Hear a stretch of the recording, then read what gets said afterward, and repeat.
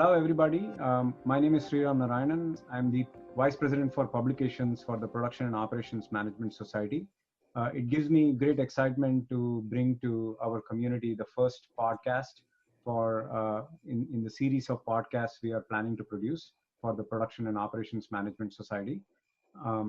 The inaugural podcast, as you can imagine, is going to be about the POMS Society itself. So in the inaugural podcast, we also have the excitement of having two of the founding members of the society, Professor Kalyan Singhal and Professor Sushil Gupta. Their names don't need introduction to members of POMS Society. Everybody knows them. We also have Professor Subodha Kumar, who is the Deputy Editor of the Production and Operations Management Journal, participate in the podcast.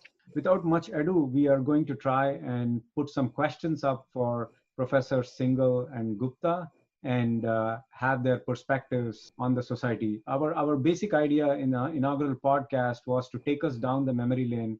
And for all of us younger scholars, we wanted to get a sense of the historical context behind the society and the effort that it has taken for the founders to help us get to this point. Professor Singhal, thank you for joining us. Professor Gupta, thank you for joining us. And Professor Kumar, thank you for joining us in today's episode. My first question is for Professor Singhal. Would you tell us about how and when the society was formed and give us some historical context around the society, Professor Singhal? It was around 1987. The only two professional societies that existed in this country were the Institute of Management Sciences called TIMS and Operations Research Society of America called ORSA. These are the two societies that eventually in 90s merged to become what we know as INFORMS. So I created TIMS College in Production and Operations Management, which was a subdivision. It was the largest subdivision within TIMS or ORSA. I had close to 900 members within a week or two. And then I did a survey and almost all of them wanted a journal and an annual meeting. However, TIMS ORSA leadership was at the time not prepared to do either. So I said, thank you very much. I will pursue these goals outside your organizations.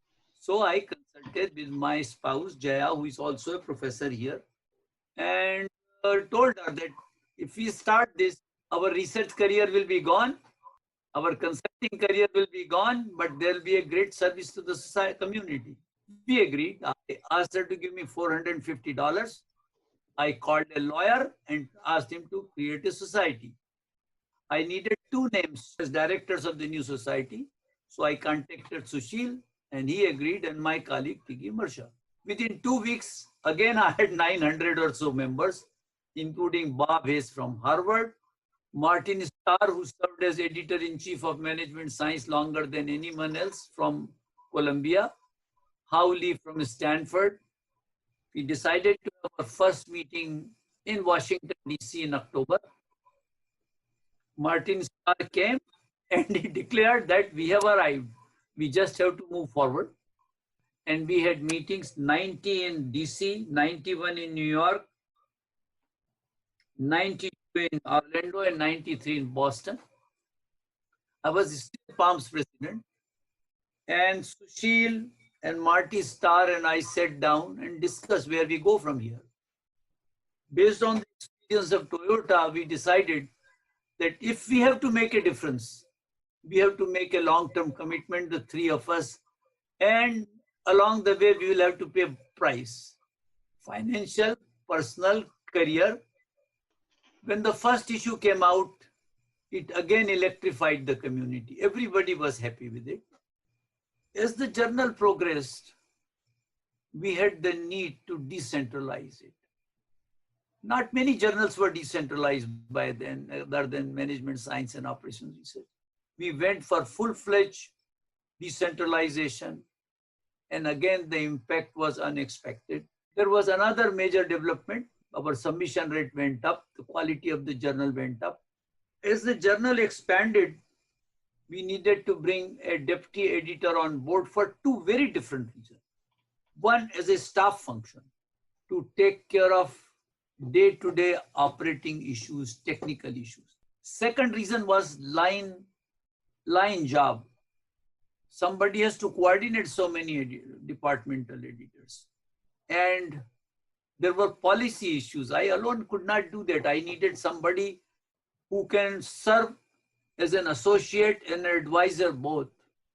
And that's where, after consulting number of people, we zeroed in on Subodh, and the rest is history. Now, why did we create the society? What was the reason? When we created the society, our community had a very narrow focus. Because it had a narrow focus, a small number of people were in leadership and everyone else did not count. 80–90% of the papers written by the community, no matter what their quality was, they were not published in management science and operations research because of their very focus. And the related problem was that operation management was that narrow focus. So we had to democratize the community and we had to expand the boundaries of the field. We did not know where this was going to lead. But after the 29th year of the journal, and the society has done extremely well. We were the first to publish a special issue in supply chain management, for example. And second is to democratize. You can see how many people are involved in so many places. The most visible thing is the growth of membership and the growth in the attendance at the meeting. We started with 200 and now we have 2,000. Thank you, Professor Singhal. Professor Gupta, could you talk to us about, from your vantage point, about how the society has grown so much, and what did you do to facilitate the growth in the society and its conference, and what were the challenges you faced? After the society started, we started organizing conferences, we started the journal, and after that, it has been a long journey where we are. We are a very large society. We have more than 2,500 members from around 55 countries. Our conferences are very large. We get about 2,000 participants, again from about 45 to 50 countries from around the world. Now, why this has happened? The society took several initiatives. One is the creation of colleges, which brings the special interest groups together. And we have 8 colleges. And these people are heavily involved in research in their own areas. They organize sessions in the conferences and bring speakers on special topics which are relevant for that area. For example, in healthcare, disaster management, technology management, or sustainability. So that way, the society is gaining from the interest of people who are in POM area, but with different interests. Then we created chapters, which are geographical chapters, which has brought together from the members from around the world, because with the help of these chapters, we have been able to organize international conferences and also increase our membership. That was another big initiative. Then when people work, whether they do research or teaching or service, they need to be recognized for their contributions to the profession, for their contributions to the society. So the society created several awards, and our members are honored. We give them these awards, we recognize them in our conferences. We also created a category of people who are, if I can use the word, senior people and who have contributed to the profession, and we call them the POMS fellows. And these are the mentor for our young generation. They talk to our members during the conferences and otherwise also. So that has helped moving the society to the next level. And our national conferences, annual conferences, and international conferences, they have become very strong, very powerful, and they are growing every year. And the last conference in Washington, D.C., 2019, we had about 2,000 members attend that conference. So our conferences, our journal, and the service to the society, service to the members, all these things are important for making this society great, for making it what we are today. That is excellent, Professor Gupta. Thank you so much. Professor Kumar, would you like to share some ideas on that and from your vantage point? Sure. You know, I think how the society and journal was formed, it is covered by Professor Singhal and Professor Gupta. And my association with both the society and the journal started much later. And my job was a lot easier because it was well recognized and was a top journal and a society where everybody wanted to be part to. My association with journal first started with creating interface department with information systems, which is very strongly connected with operations management. So this is the time around 2008-9. We realized that a lot of researchers were working at the interface of information systems and operations management. So when I contacted Professor Singhal, his response was that, yeah, we can start, but you will have to serve as the department editor. And I was not expecting, I was not ready. I thought that, this is a good suggestion and we can start, but, took that challenge and we started with that. And after a few years, I took the role of deputy editor. Now, when I started at the journal in that role, we had very healthy submission and a lot of good things were going on with the journals. It was, for a long time, it was already in the UTD list and all other top lists.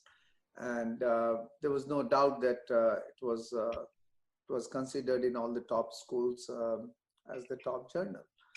So what could we do there to make it even better? Of course, one thing was to make sure everything works smoothly and everything is managed in a proper way. So that was the one thing we did. And we had already many department editors and senior editors. So make sure that the process is done more smoothly. So one of the first thing that, after I joined, we did was that we automated a lot of processes, which even from when the paper is accepted, how the process happens after that, and something before that. So a lot of things we went into the automation. So that was the easier part. And one more thing I realized that we had a lot of good awards that Professor Gupta told about the society. We started recognizing people. We were not recognizing as much for journal services. So started awards for senior editors, reviewers, and then later on also for department editor. That was another thing. And then at the same time, we also see that how we can reach out to different geographical locations to have more submissions. So our submissions reach out to people in journal to have increase in submissions and good quality papers. And we worked on that. We had many special issues in last few years on all the topical thing. In fact, we can say that we are one of the journals where any new thing start, we are a risk taker, as Professor Singhal always takes, that we have to take risks and make mistakes to be a top journal. So we are ready to take that, where we feel that some other journals sometimes hesitate, they wait too long. So we start areas like disruptive technologies, which we don't think any other operations management area has a separate department for that. We have one for not-for-profit and so on. And we keep doing that. In terms of number of submissions, actually we saw healthy increase. When it started, I believe we were around 600 or 700 submissions a year. Last year we crossed 1,000 for the first time, and this year we are expecting maybe more than 1,600 or so. So clearly, number of submissions have gone up. The recognition of the journal is continuously going up.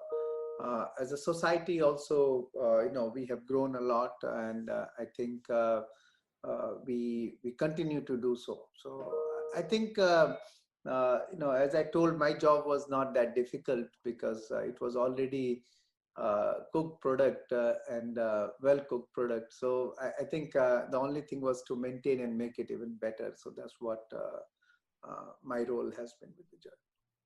Great. Thank you so much, Professor Kumar. I do have a follow-up question for our panelists here.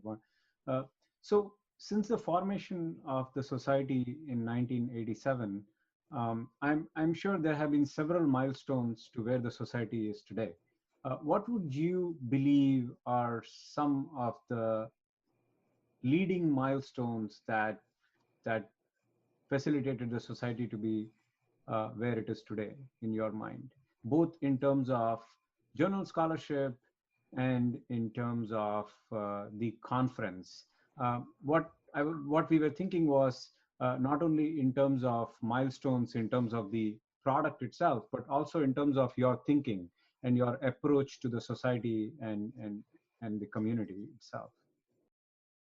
Earlier said that creation of colleges, geographical chapters, awards, all these things, all these steps, I'll consider them as the milestones because they occurred at different points. Creation of colleges, it occurred at different points. When we found that one college is successful, we created another college. And another important thing that we started and we plan to continue, we recognize that our students are the future of the society. They are the future leaders. So we like to keep them involved, encourage them to come to our conferences so they can learn from the experience of the senior researchers. Our membership is free for the students. So they can join the society without any cost. They have the reduced rate for registration during the conferences. And similarly, we don't want to leave our senior people who retire. And the membership is free for the retired people. In fact, once I received an email from one of the retired person that please remove me from the list. And I asked him why. He says, I retired and I don't need the society because I'm not working. I said, that is good. You don't need the society, but the society needs you, your experience. So why don't you continue as a member? You don't have to even pay. And this person agreed. So we try to encourage our students, our senior members, so that they continue to be the members. Then we found that there are a lot of bright students from around the world. They are not able to come and attend the conference. So we created awards, which is called Emerging Economies Doctoral Student Award, where the students from emerging countries, they compete, and then we give them the travel grants from about 3 to 5 students. They come from different countries. So we are building linkages around the world, and we continue to do that. And that is going to help the society. And Subodha mentioned about the journal. Let me add to that, that we are constantly looking for the current practices, the current problems on which the POM researchers can work. For example, one of the most important problem at this time is COVID-19 pandemic. So we announced a special issue on pandemics, and we have received more than 150 submissions for that particular issue. Business analytics is becoming an important area in all the business schools and engineering schools. So we announced a special journal issue on business analytics. So we needed to bring people together, and still there are people in other societies, uh, Academy of Management, in POMS, which is a good thing about the profession. And then there is a European counterpart of our society. So we provide a home for everybody. People can be anywhere else and can be in POMS. And as regard the future of the society, it will be more of the same, but at a much higher level, more democratization, expanded boundaries of the field. We have recently created 10 awards to recognize the best papers. They are named after superstar scholars in our field. I can give you their names: Howley of Stanford, Chris Tang at UCLA, Alida Roth at Clemson, Cheryl Gaiman at Georgia Tech, Wally Harp at Michigan, late Paul Kleindorfer, Michael Pinedo, Suresh Sethi, George Shanti Kumar, and John Bazakart. And so these awards will recognize publication in the journal in 10 different areas. The goal here is not as much as operations management, but within the business schools. Within the business schools, since our strength is not as big, as there are more finance professors than operations management professors. There are more marketing professors than operations management. These awards, their recognition, when is get the attention of the dean and others, it will elevate the operations management brand, not POMS brand. That's it. We also give award not only for research, but to great thinkers who can think strategically, who can innovate things, who can take new initiative. So the society has created an award in the name of Dr. Kalyan Singhal for innovations. And that's a very prestigious award for his recognition and contributions. That is excellent. Thank you, Professor Gupta. But I should also note on that realm that there is an award in your name also, Sushil K. Gupta POMS Distinguished Service Award in your honor. So certainly there are 2 awards to recognize the founders. That is outstanding. And there's some other initiatives we have with the doctoral consortium to help our PhD students. We organize the Emerging Scholars Program, which is for young assistant professors, so we can help them in building their careers. We have a mentor-mentee program in our conferences, where we put together people who are interested in learning and people who are interested in educating the younger generation. And in our conference and membership, the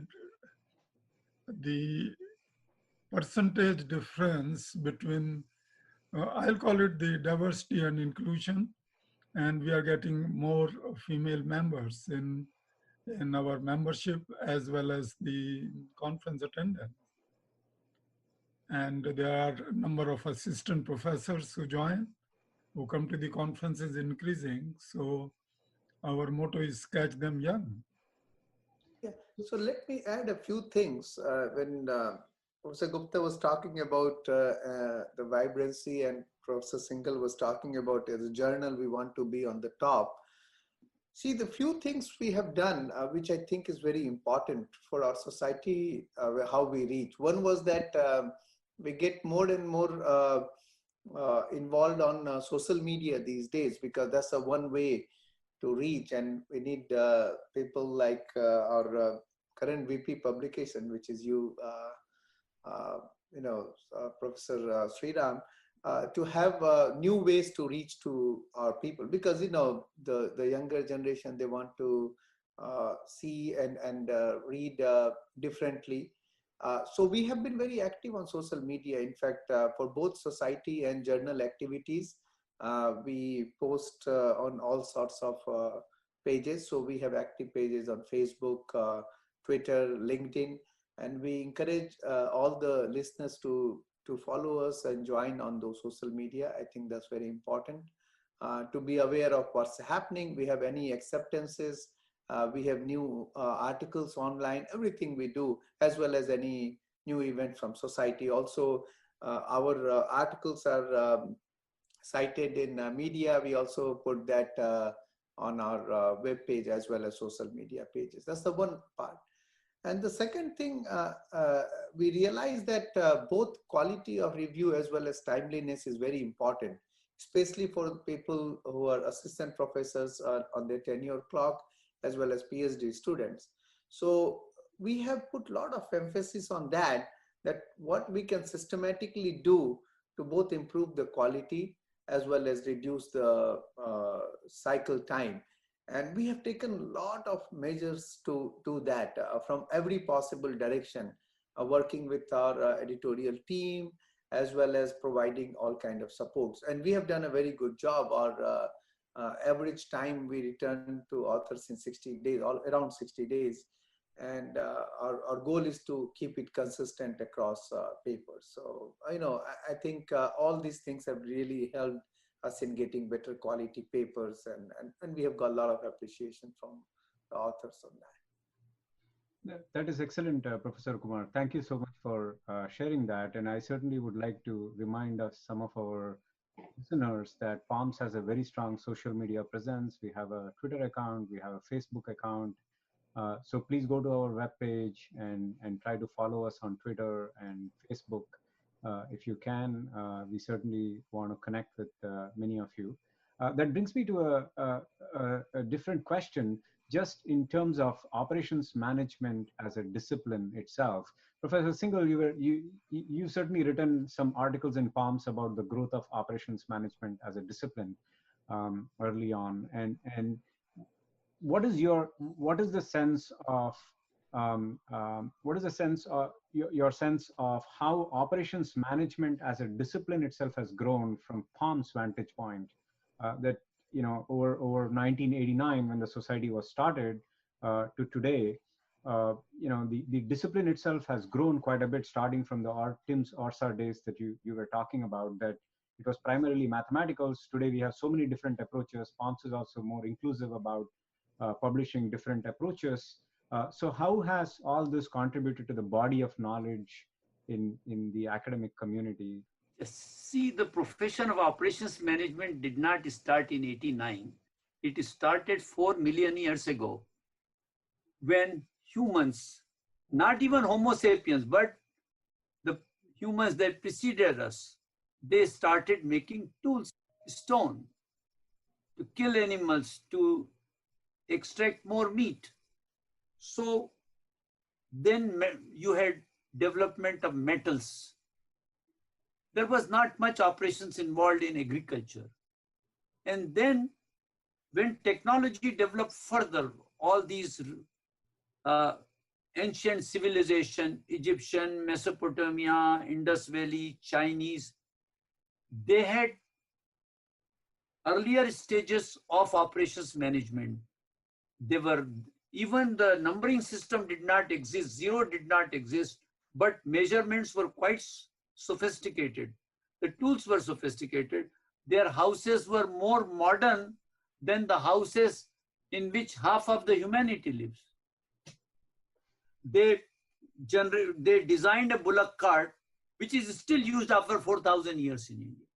So these were the developments. Then the second stage of development was small scale industry.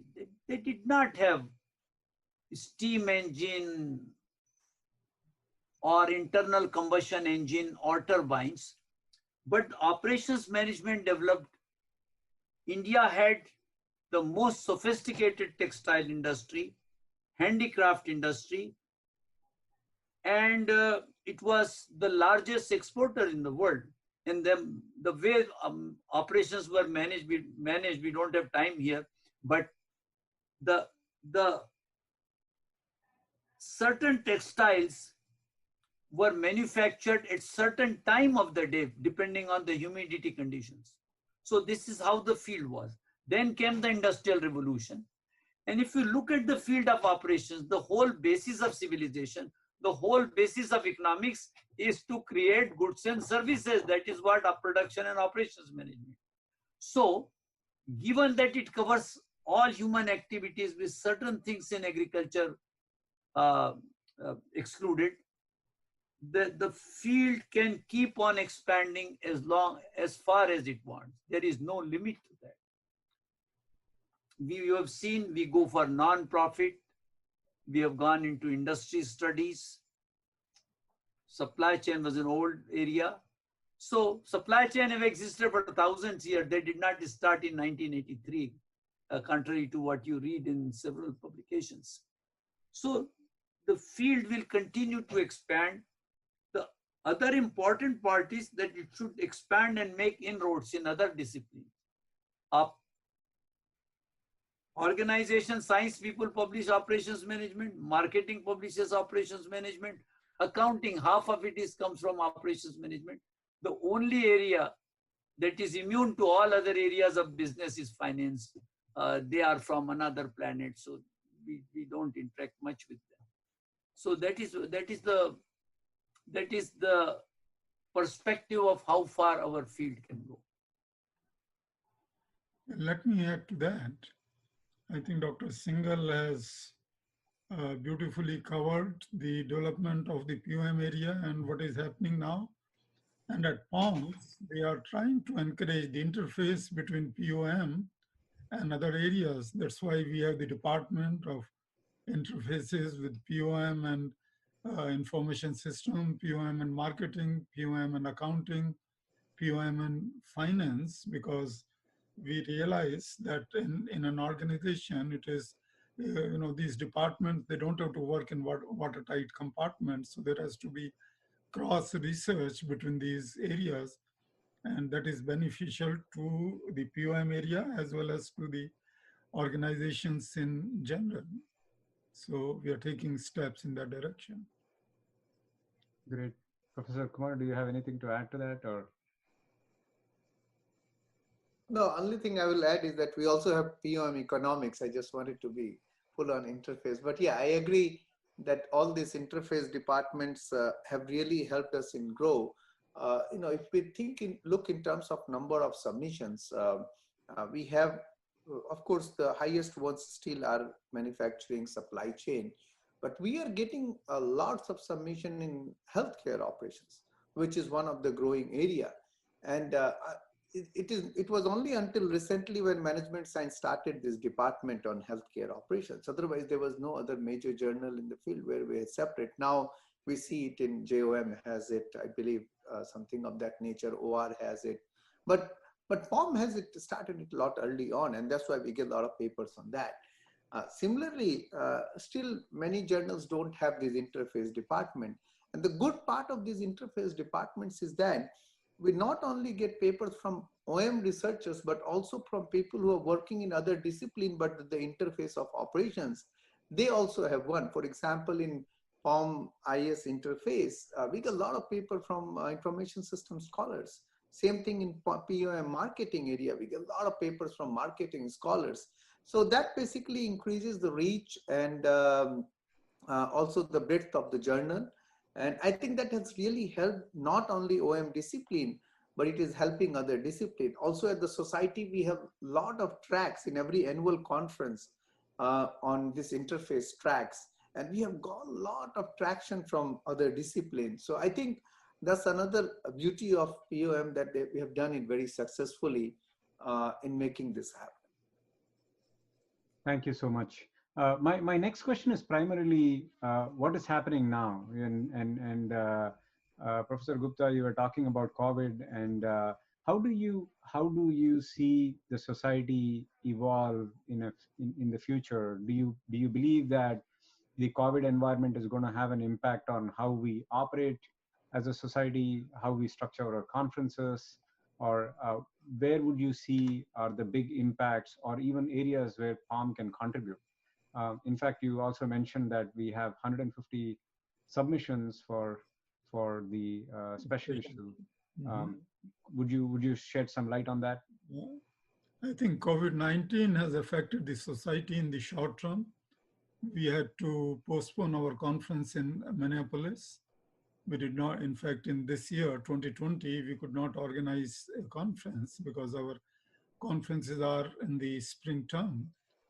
Uh, our next year's conference is in Atlanta. Also, I'm doubtful whether we'll be able to have a face-to-face conference given the current situation. But at some point, hopefully, the pandemic will come in control. But it will take time to recover, and I think it might change the the the playing field, the scenario for organizing the conferences. And I uh, say my own intuition is that we'll move into the direction of organizing online conferences, or it could be the mixed conferences. And our but that may be in the short term. That may be in the short term. So it is going to affect the conferences definitely, but we might be back on track, but not in the short term, maybe 3-4 years down the road. It is going to increase research in the pandemic area and the disaster management. The mm, I manage I'm the co-editor of the disaster management department, and we did not see many paper on pandemics. And so this will be new area. It will provide an impetus for research. So that's what I see the effect of COVID-19. The short term is very drastic, but slowly we will recover. And I think, in my opinion, this is happening in all the industries, not only in POM journal and in education. We are moving to online classes. And right now we are discussing, should we have online classes or should we have face-to-face classes or hybrid classes? So I was telling my colleagues in the department that we started fully online classes about 10 years back. And there was a lot of resistance, but this is the way of the future. More online classes will be held. The education field might change. There might be more online education as compared to what we have seen. COVID-19 has just accelerated the pace of online education, conferences. That's what I see. That's what I see in the future. Okay, great, thank you. So I do have one last question. I know we are reaching towards the end of the podcast episode, and so what is your message? What would be a message that you would like to communicate to younger scholars who are coming out of PhD programs, particularly when in a COVID environment? And do you have any thoughts for them, and what POMS as a society is going to do to help them and get them in our fold? Any thoughts that you have to communicate? Yes, POMS is an important area, both in manufacturing as well as service industries. And a lot of good opportunities for doing research in different aspects, disaster management, healthcare, information systems, manufacturing. So there are a lot of opportunities for doing research. It is a very rich field if you are interested in doing research. And I will say those people who have chosen manufacturing and production as the field should watch what is happening around, what are the opportunities, and continue march on. And I've seen sometimes the young generation, they seem to get disheartened and become pessimistic about the field, but that is not correct. And we need to move on and encourage this field. Thank you. Okay, Professor Kumar. Yeah, I'll just add, Professor Gupta has summarized it very nicely. Uh, we see this pattern all the time, which happens in academics where things go up and down. The COVID-19 had been maybe worse than what we have seen earlier, but we will come back. In fact, you can always see some positives of it. One is that it gives us some new areas for research, and we are already seeing. So we have a lot of new research challenges which companies are facing, and that leads us to a lot of new research papers people can work on. So that's certainly one positive which all young researchers can think about. That how you can write more papers related to that and help companies in coming out of that. The second thing would be, you're not able to go out, so utilize this time to work more on your research. I think that's never too bad. So I know that we keep talking about a lot of negatives, but I think that we have to look towards the positive. We'll come out of that. And I'm sure there are a lot of positives. So let's look at that and keep working on what we are doing. And POM Society is there to help in all possible ways, as well as the journal. So, if you have anything, reach out to us. If we can help in any way, we are always there. First meeting I had with Professor Singhal about the journal, he told me that this journal is about the author because of the author. So authors are our most important constituents. Everything comes next. And, that was the thing that really struck me. And I strongly believe, after working for so many years with the journal, that was not just talk. We have some constituents in the journal as well as in the society which are built around people who are involved to help youngsters, young people to grow and become successful. So we are ready to do anything possible in any way we can help these people. So that will be my message to end with. Let me make one more comment. COVID-19 has brought to surface a new division between the industries. Nobody ever thought before essential and non-essential industries. Now, when you plan for your operations, you never think whether your industry is essential or non-essential. When you make plans, when you locate your plans, when you design your supply chains, is it your industry or business essential or non-essential? And that will be an important area of research. We have talked about profit and non-profit organization. There's a lot of research. Have we thought about essential and non-essential industries? That will be another area of research. How do you cope up? How do you make plans if you are in the category of non-essentials? And what is non-essential and what is essential is a debatable question.